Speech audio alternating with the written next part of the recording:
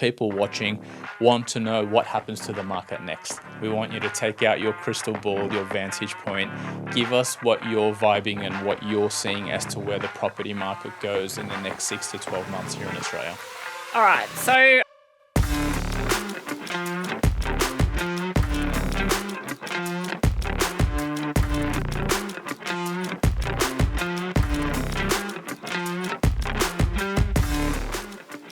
welcome to another episode of Make Your Move, the podcast that values insights over immediacy. Now, I think this is going to be my favorite episode so far because we're talking about something that's very passionate to me, that's very close to my heart, and that's real estate. It is perhaps one of the most important times in the Australian real estate market, and I have with me the perfect guest, somebody that knows real estate like many others don't. Her name is Nerida Conisbee, and she joins me. Nerida, welcome. Thanks for having me. Now, Nerida, you are the Chief Economist at Ray White Group. Mm-hmm. Tell us a little bit about your background. I know it, and I think it's an amazing vantage point to talk real estate. But tell us a little bit about Ray White Group for those watching that don't know, where you've been before that, and how that's helped you form your view on Australian real estate. Okay, I'll start with me. So I've been in property now for several decades, so a very long time. I didn't set out to be in property. I graduated with a master's in econometrics and went to work for an economic forecasting company that did a lot of work for big institutional property owners, groups like Investor and Lendlease and GPT Group. So I got into property that way. I then moved into agency, working at JLL and Collier, so very much a commercial focus. Moved for a little while into a portal, so working for realestate.com.au, and then most recently joined Ray White and have now been there for 5 years. One of the things I like about you is that it's very binary. You usually have economists that are spreadsheet economists that don't know what's happening in the real world, or you have real estate people that are in the real world that don't really understand macro. You understand it both. And how do you bring it together? How does that help you form a holistic view?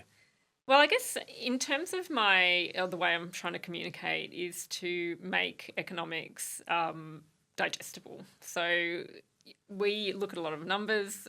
We're very deep in the data, and it is sometimes hard to pick your head up and, talk to people about what you're seeing in the data. So there is a lot of complexity in that, and people often say, you need to dumb things down, and it's definitely not like that. It's actually much easier to talk in a very complex way than it is to talk in a way that people understand. So being in the property industry, if I don't talk in a way that people understand, then I just lose them very, very quickly. So I have spent a lot of time. It has taken me a long time to get to that level, but it's definitely something that I focus on. If I can't explain something simply, I'm just going to lose the audience. Now, Ray White Group, the position you have, the firm that you're in, the vantage point that you have, paint us a picture for those that aren't aware, that may think straight away about agency, how big and holistic the Ray White Group is, and what vantage point that gives you to see all these markets. Yeah, so Ray White is a family-owned business, and it's not just agency. So we had the company, or the family also owns a very large mortgage broking business, Loan Market. There's a private credit component, a family office component, so Ray White Capital. We have Neoval, which is our data company, and then of course we have the agency business. So we sell 1 in 7 homes. We've got enormous rent rolls that sit under the group, and we have well over 5,000 agents that work under the brand. So we cover across Australia and New Zealand, and as a result, I do have to know a lot of markets. Yep. Because on one day I could be in Busselton, and the next I could be talking about Gold Coast. So I do need to be right across that, but not just from a sales and pricing perspective, but also from understanding the rental market and the funding and all those other aspects. Now, 1 in 7 homes is sold by your network. How does that data help you then formulate a holistic view? Does it come up from the agencies up into the group level? Is it top down? Paint us a picture of the very substantial vantage point that you have. How does that help form the overall view? Yeah, enormous amount of data. So we get all the data that everyone else gets. So that a lot of that feeds into Neoval and gets summarised for us. So things like value at general data, a lot of listings data for all the other agencies, we do have access to that. So we do buy in quite a lot of data, but we also collect our own data from the network. So one of the more interesting, or the more interesting sources of data now is coming through Nurture Cloud. So Nurture Cloud is basically the system that we use when, just say I want to sell my home. Yep. The agent will use Nurture Cloud to track the campaign, to track the number of people coming into open homes, basically to track interest. So we are now getting a lot of data from that to understand open home data in particular, number of people coming through. So we're tracking around 12,000 open homes every single week, and it has come up to be a very important metric in terms of whose number of people coming through, because obviously that is an indicator of demand. We get a lot of data also from our auction data. So we track the number of auctions taking place, but then also clearance, also the number of people bidding. So that's also a really important metric that, at the moment we're seeing quite a drop off in bidding activity as the market slows. Awesome. That is an amazing vantage point. We're going to jump into what you're seeing in the market, what those indicators are giving you. But first, a word from our sponsors. Quick pause before we dive into this episode, which is brought to you by Blueberry, the online trading platform built for pro traders. Whether you're diving into gold, riding momentum in indices, or fading to Dixie, precision is everything. That's why Blueberry's razor-sharp spreads and millisecond execution speeds means you're positioned when you're ready to execute. Trade CFDs in Forex, commodities, indices, and crypto, all from one intuitive platform backed by real humans. And with Blueberry's tight pricing, trading tools, and dedicated 24/7 support team, you're never alone. So when you're ready to make your move, make it with the broker that moves with you. Learn more at blueberrymarkets.com. That's blueberrymarkets.com. This podcast contains the ideas and opinions of its author and is distributed on the understanding that Make Your Move is not rendering investment, financial, legal, accountant, or tax advice. The ideas outlined may not be suited to your financial circumstances, and therefore you should get financial advice from a competent professional. The author specifically disclaims any responsibility for any liability, loss or risk, personal or otherwise, which is incurred as a consequence of the use and application of the information outlined below. Okay, so Nerida, if you have this great vantage point across your agent network and particularly conversations that are happening very early or live, what are you actually seeing in market at the moment? So up until the end of last year, things were very positive. We'd had 3 interest rate cuts. There was even an expectation up till sort of October, November, we'd see another cut coming through. But things rapidly changed in January. So in January, there was a lot of talk about interest rates starting to go up. We subsequently have now seen 3 interest rate hikes. Once the conflict in the Middle East hit, consumer sentiment hit a record low level that flowed through to property. And about that point, that's where we really saw a significant drop off in open home activity. So by about sort of February, March, price growth was starting to slow in many markets. We were seeing a drawback in number of people attending open homes. And then, of course, the budget hit. So once the budget hit on the 12th of May, that's when we saw a significant downturn in terms of people coming to look at open homes. And now early pricing data that's coming through is showing that it is now flowing through to pricing, and prices are starting to fall in some markets. The budget was really interesting because it hit on the 12th, but it had been drip fed about 4 or 6 weeks prior, which made it even worse. Yes. Because for those 4 or 6 weeks, we didn't know whether to believe what was being leaked. Was it going to be as bad as what we expected?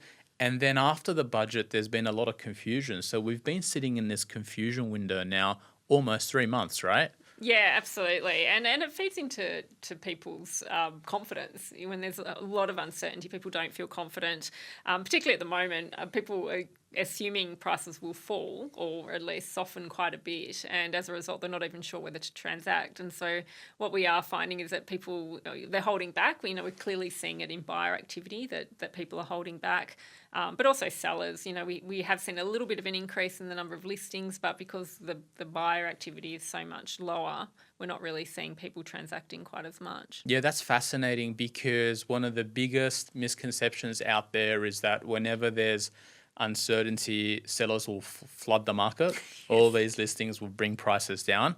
But based on what you're saying, we're not necessarily seeing that, right? Are we seeing just a delay of the transaction, so a freezing of the market, or are we seeing vendors getting ready to dump stock on market?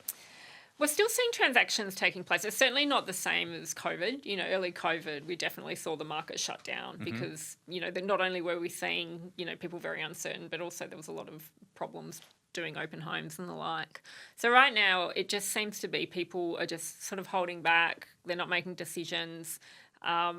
It is leading to a drop in the number of transactions taking place. So again, we're not sure how long it'll take for it to free up. I mean, at the moment, the budget has been announced. It's running through the Senate Estimates Committee. It probably, it will go through, but even then, there's a lot of complexities around things like, what is a new build, and if I own my own home and I'm living in it and I convert it to a rental, can I do negative gearing? So, all of these questions are coming out that people are just really unsure of. Is this uncertainty that's happening in Australia also happening in other developed markets? Because we're not immune from the global shocks. There is still a war, 2 wars potentially going on. Are other markets like Canada, the UK, the US also experiencing a similar uncertainty patch? Absolutely. I mean, when we talk about affordability and Australia's problems with it, it's universal. Like, every country is going through the same problems, that young people are frustrated, they can't get in the market, the rental market's not much better. Quite interesting doing a bit of a deep dive into the US recently, and at the moment there is a lot of anger towards big institutional owners of property, which is quite different to here, because the anger is really being directed at mum and dad investors. So, in that country, they're now trying to swing it back to being more a sort of mum and dad investor owned market. So no one's got a solution. And I think this is the challenge, is that we can't even look offshore and say, all right, they've solved affordability, prices are calm. This is a model that works, because, we know for sure that housing supply fixes it. But again, how do you do that at scale, and how do you do it quickly? It's really difficult. So would you say they're worse because their market dynamics are perhaps not as attractive as ours? Or would you just say they're different? Each country is dealing with its own different issues. They're all pretty different. I think the general frustration of young people not getting into the market is very consistent. And some countries have tried to solve for it. I mean, Singapore is often brought up as an example of solving it, but the Singapore government owns the land, so it's a very different model to Australia, where, land is freehold, it's not leasehold, so that's quite different. And then you've even got differences in the way that they treat foreign workers, for example. One of the challenges we have now around housing supply is that we can't get the labour in that we need to build the homes, because we don't have the homes for them to live in. So, in other countries, they have like sort of migrant labour accommodation, which seems to work well, but may not be something that we feel comfortable with in Australia. So they're definitely, there's definitely ways that countries are looking at it, but no one has really come up with a way to build quickly, particularly at the moment. I think when we look in the past, when we have seen cities where there has been a lot of construction taking place, affordability has been achieved, but at the moment, with how high construction costs are, it is really difficult to build at scale at an affordable rate. Okay, so with young people, one of the things that I'm seeing is that it's really binary. There's two groups of young people. There's those that want to get into the market. They genuinely are trying to save, but they're trying to catch the market, and there's a big disparity now. They're the ones interested in grants. They're the ones interested in timing the market, finding value. And then there's another cohort of young people that perhaps 2008, 2009, they saw their parents go through the impacts of the financial crisis. They've grown up in the internet age. They have completely turned off property or real estate, and now they're probably moving more into a crypto cult or a trading type of people. Are you seeing that, or would you categorize it in a different way? We would probably, I mean, we don't see the crypto side, obviously, working for a property company. I mean, what we do see very clearly is there's young people who want to get ahead. They're trying to work out how to navigate the market. They want to buy property. They want to invest. They want to make money. They want to create wealth. And then the other side we see are people that are very angry about what's happened, and they blame investors, they blame interest rates, they blame planning, they blame boom. You know, they're really, really angry about the situation that's been created. So I think, yeah, I mean, I find the crypto side very interesting because it's not a side that we get exposed to, but, you know, we see it a little bit differently. Well, they're angry. The crypto cohort is angry with the financial system, the markets that they see rigged, the inflation that's created by governments, and they're going out and saying, I want to control my keys, control my destiny, control my assets.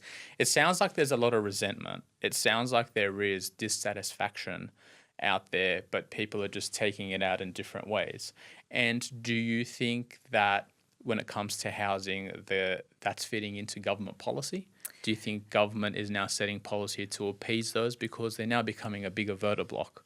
Yeah, look, I mean, government has come out and said it, that the changes they've made to negative gearing is to appease younger people. And look, Albanese, I don't know if he's seen it directly, but other Labor politicians have said that, you know, they see the future as young people and, you know, it's not so much older people, and as a result, they do need they're wanting to really focus on it. So I guess from that perspective, you know, it makes sense. You know, this is the upcoming voter bloc, and they're going to have more control over who's in Parliament in the future, so that makes sense. I think I don't think, but my greatest concern is that the budget in particular just creates even more problems.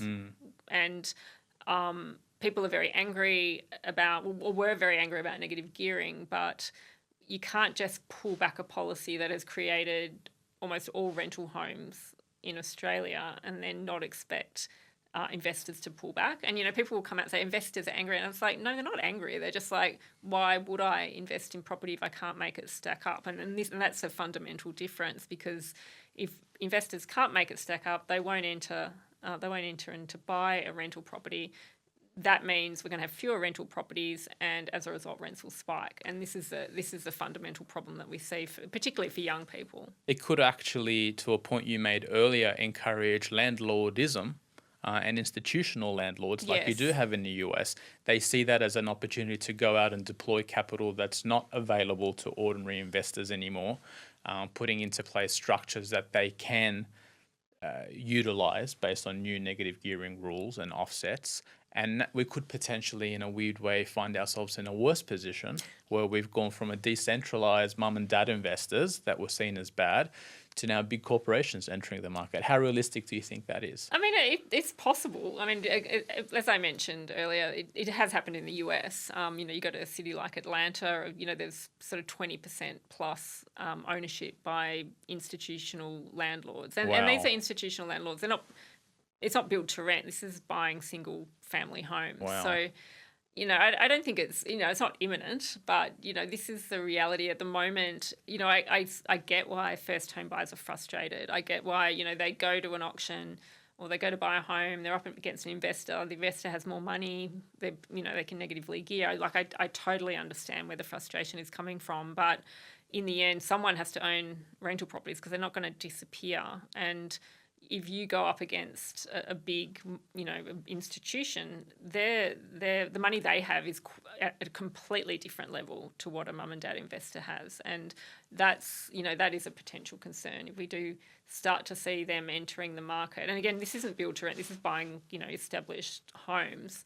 You know, first home buyer going up with, you know, I won't pick on a name, but, you know, just say a big, like an AMP or a Blackstone. I mean, there's no way a first home buyer can compete at that level. So I think that's the anger in the US at the moment. Whether it could come here, I'm not sure. We're a long way off it, but certainly trying to discourage mum and dad investors opens it up to being like, well, someone has to own these rental properties. If they're not buying them, someone's going to do it. So who will that be? I think another issue perhaps that's been missed in this housing debate is why are mum and dad investors investing in real estate? Because they don't have to, right? No. Tax is one, but those tax rules also apply to stocks, right? But the reason why investors have been moving away from stocks, for example, is because we've had lackluster innovation. The companies on the ASX are the same companies that were there 20 years ago. The top 10 companies constitute 50% of the index.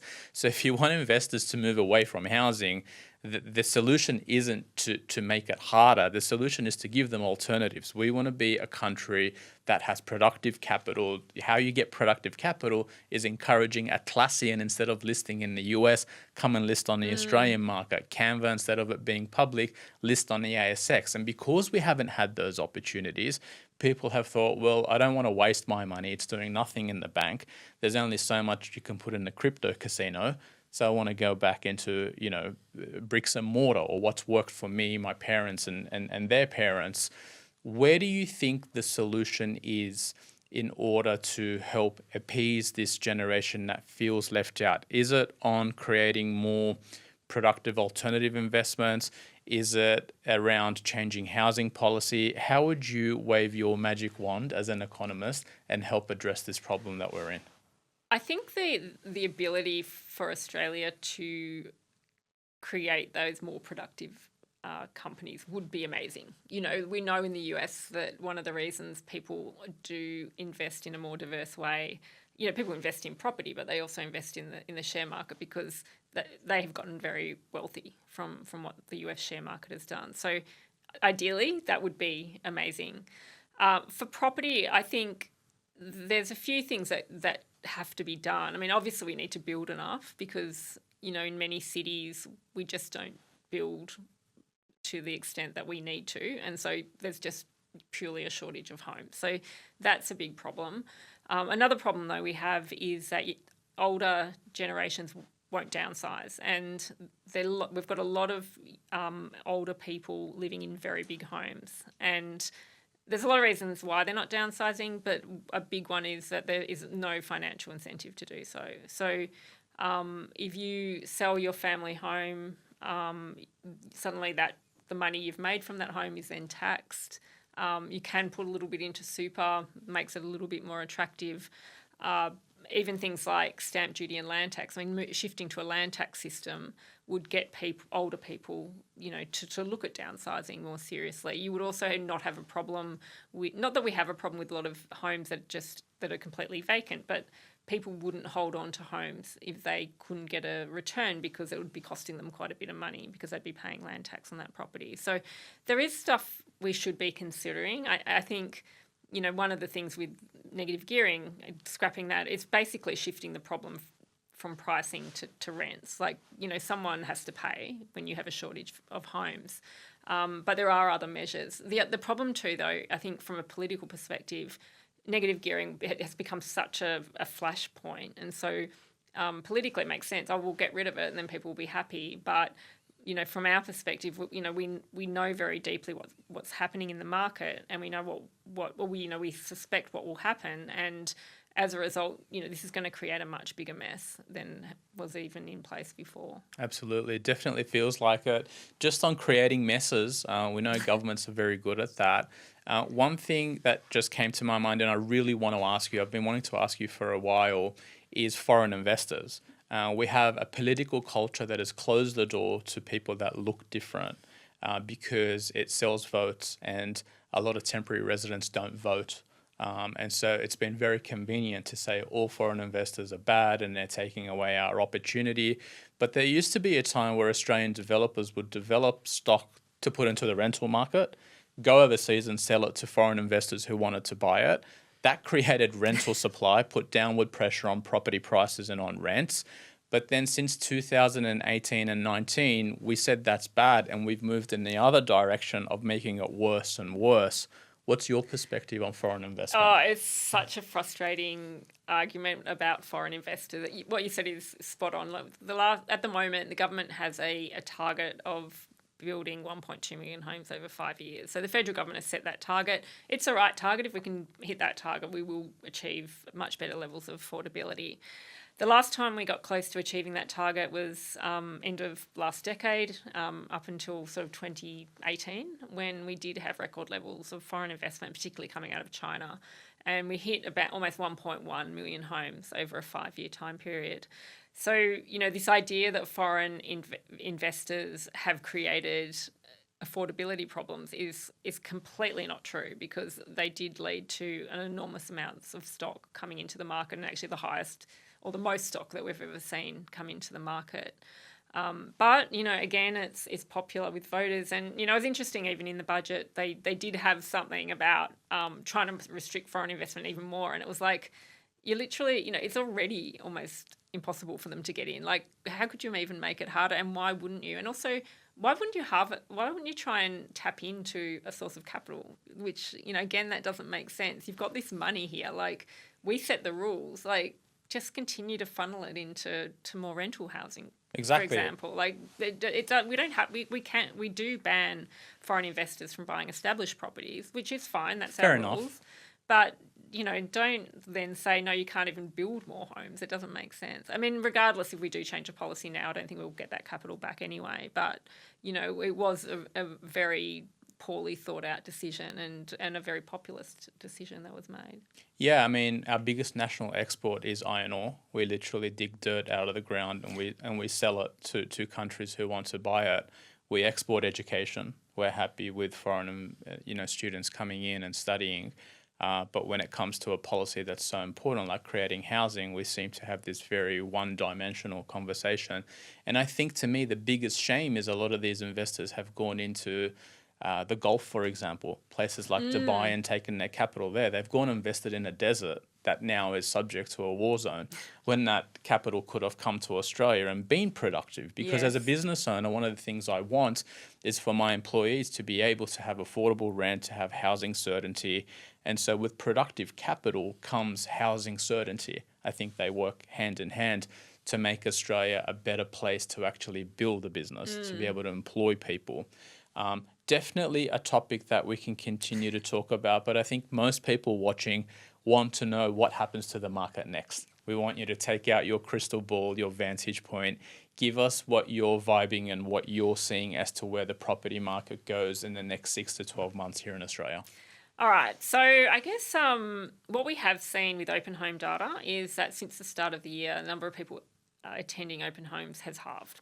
And it is directly flowing through to pricing now. So if you have a look at Cotality data, they are now recording price falls in Sydney and Melbourne.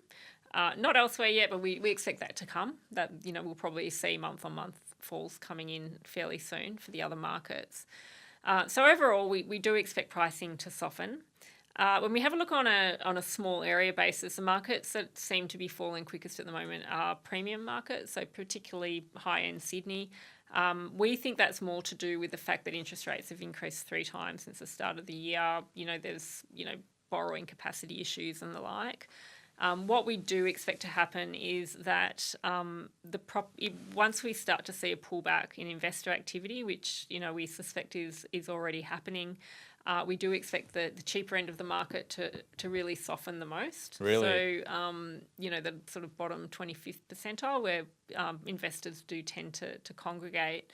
But at the other end of the market, even though we may still see price falls in the premium end of the market, we do think that there is a potential for more people to invest in their primary place of residence. And the reason being is that it is a tax-free asset.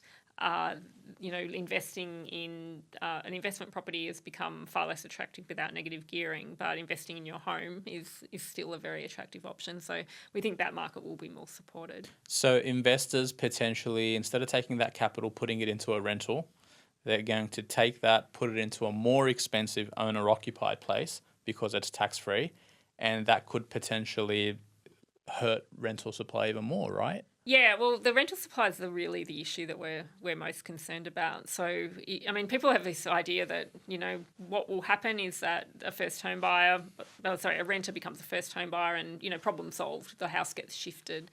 But the reality is that, that will happen, but there's a flow of renters. And this is what the discussion keeps missing, that just because a renter becomes a first home buyer doesn't mean that more people will become first home buyers, and it doesn't mean that more people will want to move into a city or get divorced, or all the reasons that people rent will continue. And if we don't have enough homes, the pressure has to shift, and obviously if it's not shifting into pricing, it'll shift into the rental market. Where are some locations or areas that you're really excited about? So if your best friend came to you and said, Nerida, I watched you on TV, tell me one place or two places that I should go out and buy an investment property in, where are areas that are exciting you? Yeah, at the moment, it is a little bit more uncertain. I think the thing to do, though, if you are looking to invest in property, is to look at yield. Before, people didn't really look at yield because they were relying on capital growth. We're probably moving into a bit of a softer environment. Also because you're not going to be able to use negative gearing in the same way. Yield is important. Looking at new property, you can still negatively gear a new property, so that's an obvious option. You do need to be careful about what you buy. So I think buying in an established suburb where there already is a lot of housing demand would definitely make sense. But again, you do need to stack up on yield. And I think this is the thing that people will be looking much more closely at. Will I get that rental return? And until that happens, I think we will see a fairly soft market from investors. So do you think the days of chasing a vibe, like the Queensland vibe, then people went into Perth because of lifestyle, they went into South Australia, they went into Darwin at some point, and investors were kind of chasing the next boom area, they're now going to recalibrate to spreadsheet calculations, filter by yield? I think so, or more so. I mean, the things that drive yield also drive hot, places that are hot. If you have a look at southeast Queensland, for example, the fact that we continue to see all this population growth and people moving up there from New South Wales and Victoria continues to underpin pricing and underpins rent. So, I think definitely looking at property, the fundamentals still hold. If you do have a shortage of housing, you've got population growth, then obviously that means better capital growth, but it also means better rental yield. So, I think the metrics are going to change, but I think the fundamental drivers won't necessarily change. What's one thing you've learnt in the past 5 years, one important lesson that you'd like to pass on to a young person watching this, maybe investing in real estate or wanting to invest in real estate, or even if they're not young, but something that Nerida's learnt that she can pass on? I think that is the importance of buying a home for you to live in. And I don't think it's necessarily the case that you shouldn't be a renter, but I think being a renter long term does put you in a pretty vulnerable position. And again, a lot of young people aren't thinking of retirement, but being a renter in retirement is a very difficult position to be in. And if you can, having paid off your home by that point is a pretty nice position to end up in. Is it better to buy an apartment if you can, or hold out and wait for a house? Because I think a lot of young people have been fed that misconception from their parents. Houses go up in value, apartments are no good. But our parents grew up in a different era, different game, different market dynamics. For someone that's confused, that can potentially buy an apartment and deliver on what you said, is that kind of better, or staying out of the market and waiting? No, buy an apartment. In Sydney, I think it would be, unless you want to live, you're prepared to live quite far from town, buying an apartment makes sense. And also even that notion that houses always outperform units. It's not necessarily the case. Obviously, if you bought a unit in Mossman or we're looking at a house in Blacktown, quite possibly that unit in Mossman would have done better over the long term. So, I think I think it's better to just, get into the market and buy something you can afford and buy something you want to live in. I think that's the other part of it, that if you are buying for own occupation, better to be where you want to be, even if it is a smaller property. But, that is obviously a personal preference. Absolutely. Words of wisdom. Thank you so much for sharing. We actually have a listener question that's come in. Similar to a question that I just asked you, but slightly different. If you're in your 20s trying to build a financial foundation, does property still deserve to be the core asset, or do liquid alternatives like shares or ETFs look more attractive right now? I'm pretty sure I know what you're going to say, but when do shares and ETFs become better than property, or is property always the winner for you? For the home you live in, property is, I think you do need to focus on that. But, you need, before you buy a property to live in, there's lots of alternatives. So I think at the moment, the investing in property has become a little bit more complicated than it was previously. So I think that's a consideration. Also, I think the challenge too around, buying an ETF, you don't need a lot of money to jump in. So I think that continues to play a really important role, that as you're building wealth, diversifying is important, but also just getting started, I think, is also really important as well. Nerida, thank you so much. You've been very generous with your insights and your time. I've got one final question. And I want to get your take on this before we wrap. Is it really more challenging now for young people to be buying homes compared to their parents' generation? Or is this a narrative that we've been fed by the media? No, it is. It's when you have a look at the ratio of incomes to house prices, it's definitely shifted over that time period. But, there has been a lot of changes that have taken place over that time. If you have a look back to, certainly my parents' generation, a single woman could not borrow to buy a home. That kept prices a lot cheaper, which isn't really what we want either. In terms of banks, they weren't as ready to lend, which has also shifted pricing up, but has also made it a little bit more equitable in terms of being able to access the market. But absolutely, younger people have to be more, things like rent vesting. When I was younger, people didn't even consider it, whereas younger people have had to consider that as an option. So it's definitely become more complicated. Housing is definitely more expensive. And as a result, younger people had to navigate quite a different environment. Thank you so much. That's been fantastic. And we'll have to get you back to see where the market goes next year. Yeah, perfect. Thanks for having me. Thank you. Thank you so much for joining us in another episode of the Make Your Move podcast. We want you to share this with someone that you think finds it useful. And until then, thank you so much for giving us your time, and all good luck with your trading. I'm Peter Esho, and this has been another episode of the Make Your Move podcast. This podcast has been powered by Blueberry, a licensed CFD broker. For listeners based in Australia, Blueberry holds AFSL 535,887. You should read the PDS, Client Agreement, and FSG. For clients based elsewhere, Blueberry holds a full-service dealer license with the Mauritius FSC.